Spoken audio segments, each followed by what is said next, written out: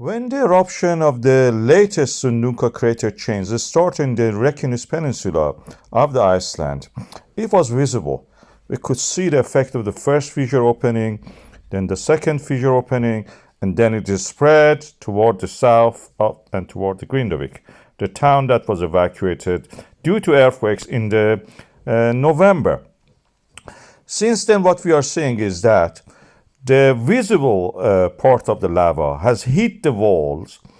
It formed a defense practically on its own when it solidified, and it stopped the rest of the lava coming toward that area. So practically lava was trapped, becoming localized, and then it was forming one visible part near the crater and the rest of it underneath two lava tubes. And at the moment is surrounded the visible part between the Sundhnúka and the Hagafall in just one crater. I called it KayOne. Thickening of the lava continues at that defensive wall.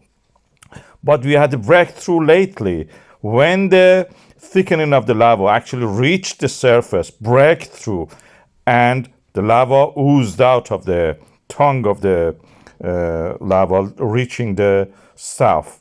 This is the original view it was, going toward the east. Now it may move eventually toward the south and form something that we were afraid of without, of course, the King Kong and dinosaurs, gas pollution around the sea. The Svartsengi volcanic system continues to accumulate magma, and it may erupt eventually or contribute to the eruption, the current one. At the moment, we are running out of the chart space for drawing the rest of the lines, so we just mark it like that 10 days from now. But it can change when we have more space on the diagram. At the moment, it is 10 million cubic meters of lava have gathered under the Svartsengi, and it may erupt any moment. At the moment, we are seeing a slight increase in the eruption level. Lots of gas, degassing, as you can see here, emanating from the KayOne crater, creating a huge amount of the light pollution in the Reykjanes Peninsula. Only in the Reykjanes Peninsula we are talking about. Rest of the Iceland is all right.